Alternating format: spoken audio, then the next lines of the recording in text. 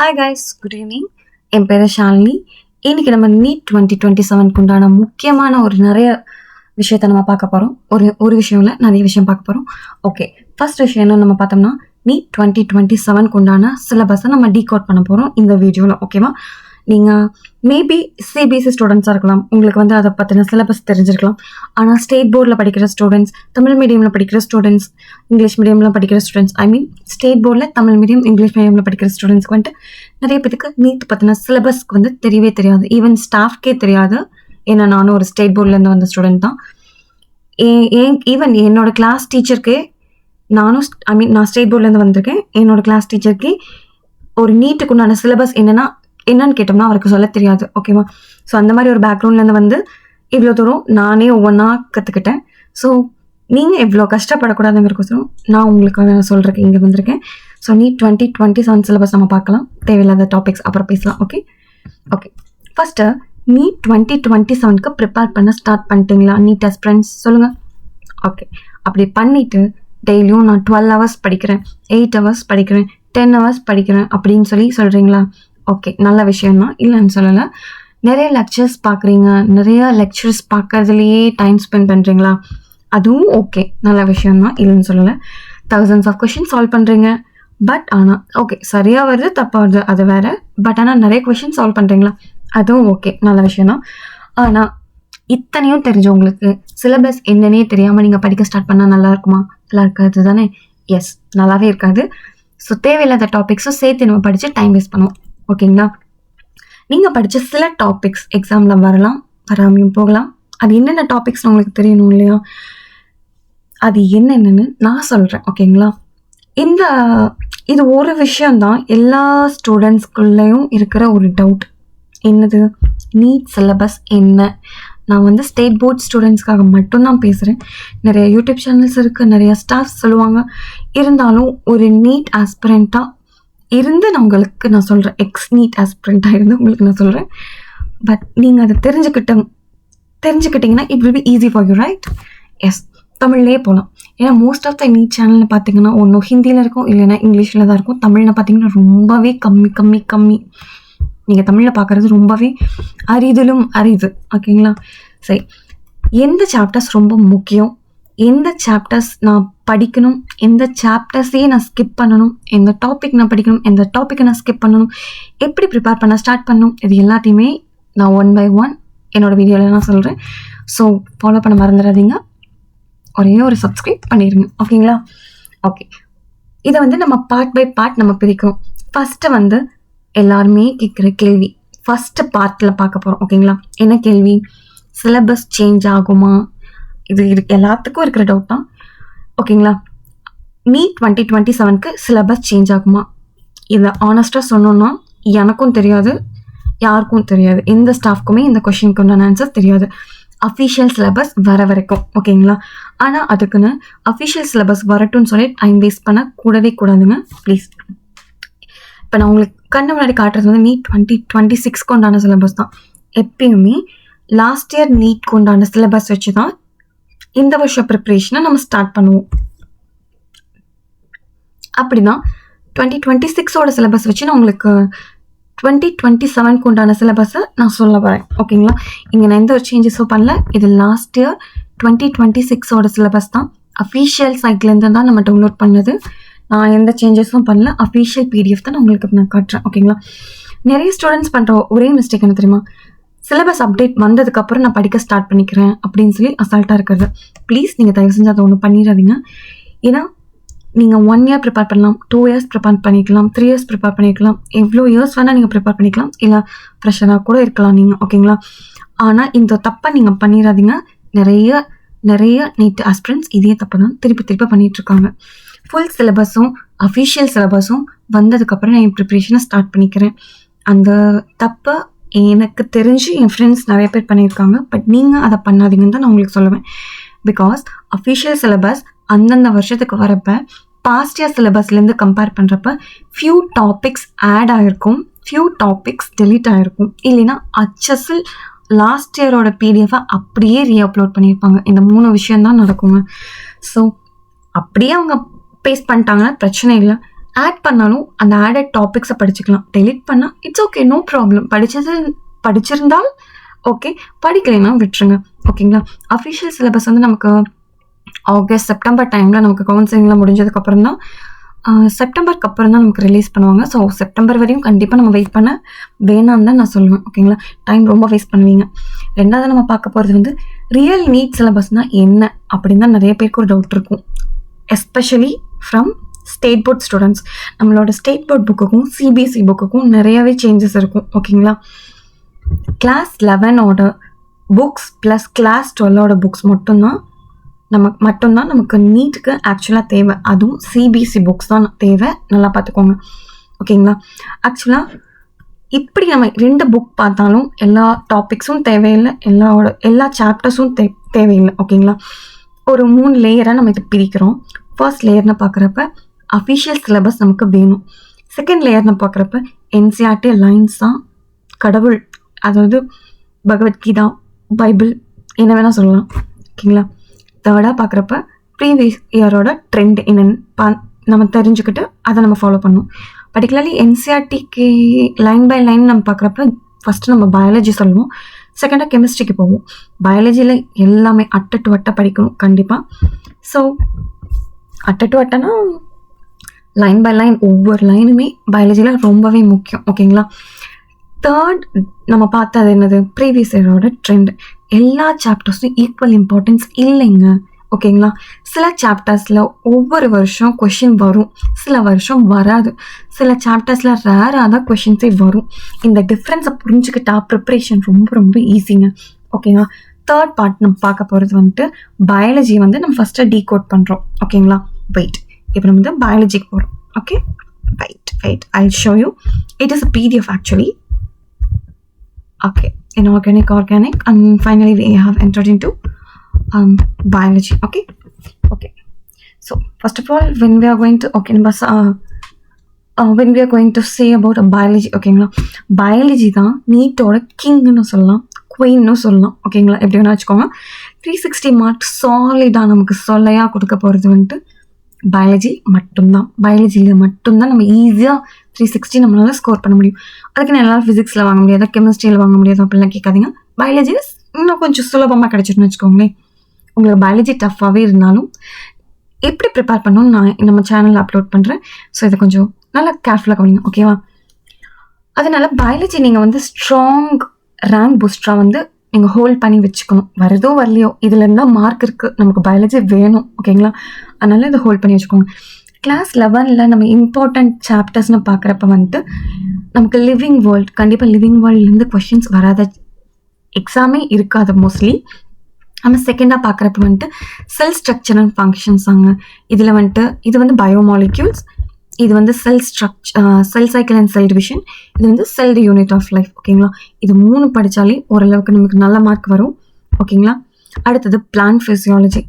Plant ஃபிசியாலஜியில் நமக்கு வந்து நிறைய சாப்டர்ஸ் இருந்துச்சு. இப்போ வந்து நம்மளுக்கு நியர்லி 3 to 4 சாப்டர்ஸ், 3 சாப்டர்ஸ் தான் நமக்கு இருக்குது. ஓகேங்களா? ஒன்று ஃபோட்டோசிந்தசிஸ், இன்னொன்று ரெஸ்பிரேஷன், இன்னொன்று வந்து பிளான்ட் க்ரோத் அண்ட் டெவலப்மெண்ட். ஓகேங்களா? ஹியூமன் ஃபிசியாலஜி இது வந்து ரொம்ப ரொம்ப இம்பார்ட்டன்ட். இது இல்லாமல் நீங்கள் நவரவே முடியாது. And it is very important for MBBS கொண்ட பேசிக்கும் இதுக்குள்ளேருந்து தான் நமக்கு கிடைக்கிது. ஓகேங்களா? இல்லைன்னு நம்ம சொல்லவே முடியாது. ரொம்ப இம்பார்ட்டண்ட்டான சாப்டர் யூனிட் இது. ஓகேங்களா? Human physiology. அடுத்தது நம்ம கிளாஸ் 12ன்னு போகிறப்ப ஜெனட்டிக்ஸ் ரொம்ப முக்கியம். ஜெனட்டிக்ஸில் நம்ம என்னென்ன பார்ப்போம்னா மாலிகுலர் பேசிஸ் ஆஃப் இன்ஹெரிட்டன்ஸ், அப்புறம் ஹெரிடிட்டி அண்ட் வேரியேஷன் இருக்குது, அப்புறம் எவல்யூஷன். இதெல்லாமே ரொம்ப ரொம்ப ஜெனட்டிக்ஸ் பொறுத்த வரைக்கும் கிளாஸ் 11, 12 இது ரெண்டையுமே பார்த்துக்கிட்டிங்கனாலே ஓரளவுக்கு நல்லா ஈஸியாக ஸ்கோர் பண்ணிக்கலாம். ஓகேங்களா? அடுத்தது கிளாஸ் 12 நம்ம பார்க்குறப்ப human welfare. Okay, biology and human welfare. ஓகேங்களா?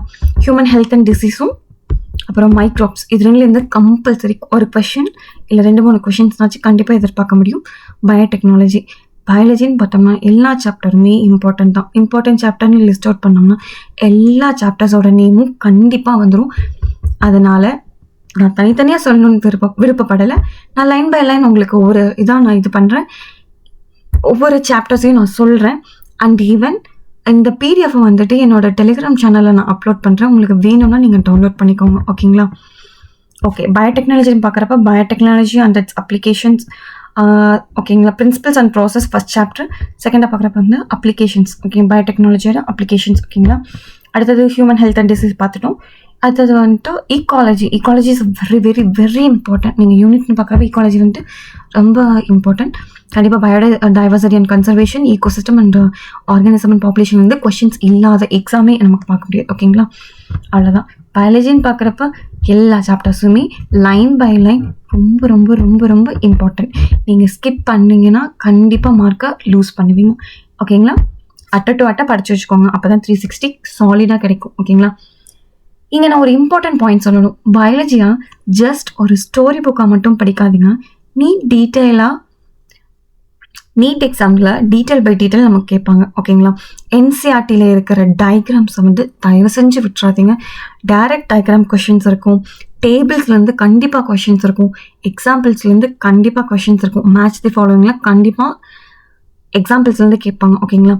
இந்த மாதிரி எல்லாமே இம்பார்ட்டன்ட் தான். என்சிஆர்டியில் கம்ப்ளீட்டாக நம்ம சொல்லணும்னா என்சிஆர்டி அட்டை டு அட்டை லைன் பை லைன் எல்லாமே தெரிஞ்சிருந்தால் மட்டும்தான் நம்மளால் 360 ஸ்கோர் பண்ண முடியும். ஓகேங்களா? நெக்ஸ்ட் நம்ம பார்க்க போகிறது வந்துட்டு ஃபிசிக்ஸ் டிகோடிங். ஓகே வெயிட், நம்ம அடுத்தது ஃபிசிக்ஸ் பார்க்க போகிறோம். ஓகே, ஃபிசிக்ஸ் நம்ம பார்க்க போகிறது வந்துட்டு ஃபிசிக்ஸை பற்றி பேசும்போது நிறைய ஸ்டூடெண்ட்ஸ் பயப்படுவீங்க, எனக்கு தெரியுது, கேட்குது. ஓகே, ஆனால் உண்மையை சொல்லணும்னா ஃபிசிக்ஸ்லாம் அவ்வளோ கஷ்டமே இல்லைங்க. பேசிக்ஸ் நம்ம வீக்காக இருந்தால் மட்டும் சால்வ் பண்ணுறப்ப நமக்கு நிறைய டிஃபிகல்ட்டிஸ் ஃபேஸ் பண்ணும். ஓகேங்களா? கிளாஸ் 11 பார்க்குறப்ப கைனமேட்டிக்ஸ் ரொம்ப ரொம்ப இம்பார்ட்டன்ட்.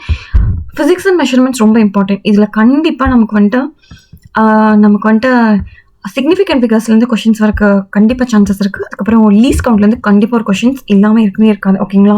லீஸ் கவுண்ட் நம்ம so next we are going to see. So next ரொம்ப இம்பார்ட்டன்ட் கிளாஸ் 11 சாப்டரில் நம்ம பார்க்குறப்ப வந்துட்டு கைனமேட்டிக்ஸில் வந்துட்டு 1D 2D ரெண்டுமே இருக்கும். மோஷன் இன் 1 டைமென்ஷன், அப்புறம் 2 டைமென்ஷன். ஓகேங்களா? இது ரெண்டுமே இம்பார்ட்டன்ட். இது என்னென்னு போகிறப்ப நம்ம பார்க்கலாம் போக. ஓகே, தேர்டு நம்ம பார்க்க போகிறது வந்து லாஸ் ஆஃப் மோஷன். இது ரொம்பவே இம்பார்ட்டன்ட். ஃபிசிக்ஸ்னு பார்த்தோம்னா ஆல்மோஸ்ட் எல்லா சாப்டர்ஸும் நம்ம கவர் பண்ணியிருக்கணும். மோஸ்ட் ஆஃப் த ஃபார்முலாஸ் தெரிஞ்சிருந்தால் மட்டும்தான் நம்மளால் அதை அப்ளை பண்ணி எக்ஸாமில் வந்துட்டு நம்ம கொண்டு வர முடியும் அவுட்புட். ஓகேங்களா? So laws of motion important, work power energy important, rotational motion, thermodynamics and thermodynamics important. ஓகேங்களா? தான் தெர்மோடைனமிக்ஸ் இம்பார்ட்டன்ட். ஆனால் நமக்கு கிராவிடேஷன் பார்த்தீங்கன்னா கிராவிடேஷன் அண்ட் கிளாஸ் 12 இருக்கிற எலக்ட்ரோஸ்டாட்டிக்ஸ் ஆல்மோஸ்ட் ரெண்டு சிமிலராக தான் இருக்கும். ஒன்று படித்தா இன்னொன்று படிச்சுக்கலாம், அந்த மாதிரி தான் இருக்கும். பட் அதுவும் நல்ல கான்சன்ட்ரேஷனோட ஈவன் கிராஃப்ஸ்லேருந்து எல்லாமே ரொம்ப ரொம்ப இம்பார்ட்டன்ட். எல்லாத்தையும் நம்ம பார்த்தா மட்டும்தான் அப்போவும் நம்ம நல்ல ஸ்கோர் பண்ண முடியும். ஓகேங்களா? கிளாஸ் 12 நம்ம பார்க்குறப்ப வந்துட்டு ஃபர்ஸ்ட் வந்துட்டு எலக்ட்ரோஸ்டாட்டிக்ஸ் ரொம்ப important. Then current electricity is very important. Current எலக்ட்ரிசிட்டிஸ்லேருந்து கொஷின்ஸ் வராது, பேப்பரே நம்ம பார்க்க முடியாது மோஸ்ட்லி. ஓகேங்களா?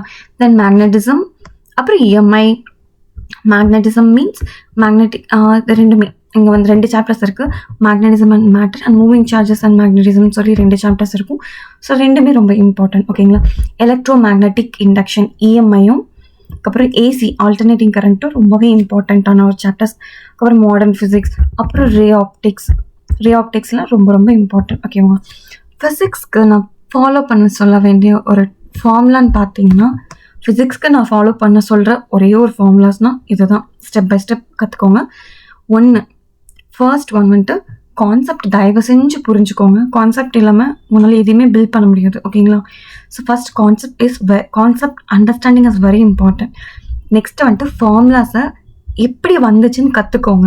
You still have a time. Okay, 1 year drop எடுத்திருக்கீங்கன்னா 1 இயர் உங்களுக்கு இன்னுமே இருக்குது. இல்லை இப்போ தான் 11th you still have a lot of time to learn how to derive a formula. ஓகேங்களா? ஃபார்முலா எப்படி வந்துச்சுன்னு கற்றுக்கோங்க. அப்புறம் அந்த ஃபார்முலாவை ஒரு ஃபார்முலா நோட் போட்டு எழுதிக்கோங்க.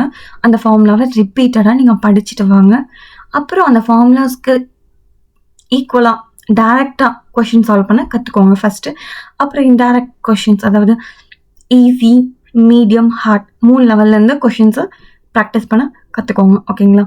அப்புறம் நம்ம தேர்டாக பார்க்க போகிறது அந்த எழுதி வச்சோம் பார்த்தீங்களா ஒரு ஃபார்முலாஸ், அதை அப்படியே போட்டுறக்கூடாது. அதை எடுத்து நம்ம ரிவைஸ் பண்ண ஸ்டார்ட் பண்ணணும். So spaced repetition is very important in NEET, or not only in NEET, in every exams. Okay, that maybe அது உங்களோட வாட் சிபிஎஸ்சி போர்டு எக்ஸாம்ஸாக இருக்கலாம், இல்லை ஸ்டேட் போர்டு எக்ஸாம்ஸாக இருக்கலாம். எது வந்தாலும் ஸ்பேஸ்டு ரிப்பிட்டேஷன் ஒரு டெக்னிக்கை யூஸ் பண்ணால் ஈஸியாக ஸ்கோர் பண்ணலாம், ஈஸியாக நம்மளால் ஞாபகம் வச்சுக்க முடியும். ஓகேங்களா? இதை மட்டும் ஃபாலோ பண்ணிங்கன்னா இந்த ரிவிஷன் பண்ணிவிட்டு மறுபடியும் கொஷின் சால்வ் பண்ண ட்ரை பண்ணுங்கள். அப்புறம் error book is very important. எல்லாருமே சொல்கிறது தான், கஷ்டமாக தான் இருக்கும். பட் அதை பற்றி தெரிஞ்சவங்க ஃபாலோ பண்ணுங்கள், தெரியாதவங்களுக்கு நான் கம்ப்ளீட் ஒரு வீடியோ நான் போடுறேன். ஓகேங்களா? இது ரிப்பீட் பண்ணிகிட்டே இருந்தீங்கன்னா நீங்கள் ஒரு ஸ்டார்டிங் ஒரு 2 சாப்டர்ஸ்க்கு இது கஷ்டமாக இருக்கும். பட் 3rd சாப்டருக்கு நீங்கள் அடாப்ட் ஆகிடுவீங்க. 4th ஒரு சாப்டர் போகிறப்ப it will be easy for you. Okay, and நீங்கள் 4th சாப்டர் போகிறப்ப கூட இதே டெக்னிக்ஸ் ஃபாலோ பண்ணிட்டு வந்தீங்கன்னா 1st சாப்டரோட ஃபார்மில் இப்போ உங்களோட பிரெயினில் நிற்கும் ஈஸியாக. Okay, so it is easy. Okay, நம்ம நெக்ஸ்ட்டாக பார்க்க போகிறது 5th பார்க்க போகிறது வந்துட்டு கெமிஸ்ட்ரியோட சிலபஸை நம்ம டீகோட் பண்ணுறோம். எப்படி என்ன ஏதுன்னு பார்க்குறோம். ஓகேங்களா? Chemistry syllabus silent rank booster தான். ஓகேங்களா? இது வந்து மேஜராக தெரியாது எல்லாத்துக்கும், பட் ஆனால் எல்லாருக்குமே இது தெரிஞ்சிருக்கணும். ஃபிசிக்கல் கெமிஸ்ட்ரியில் ஃபஸ்ட்டு நம்ம ஃபோக்கஸ் பண்ண போகிறதுன்னு பார்த்தீங்கன்னா mole concept is very important. ஓகேங்களா? பைட் கெமிஸ்ட்ரி. ஓகே, ஃபிசிக்கல் கெமிஸ்ட்ரியில் ஃபஸ்ட்டு ரொம்ப இம்பார்ட்டன்ட், விட்டுறாதீங்கன்னு நான் சொல்கிறது வந்துட்டு மோல் கான்செப்ட். ஓகேங்களா? இங்கே இருக்குது mole concept. So it is very very important.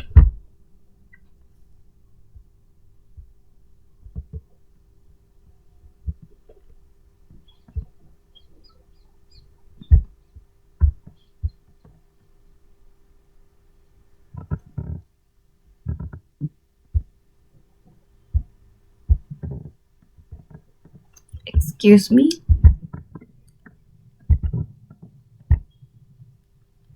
Okay, mole concept வந்து ரொம்ப ரொம்ப இம்பார்ட்டன்ட்.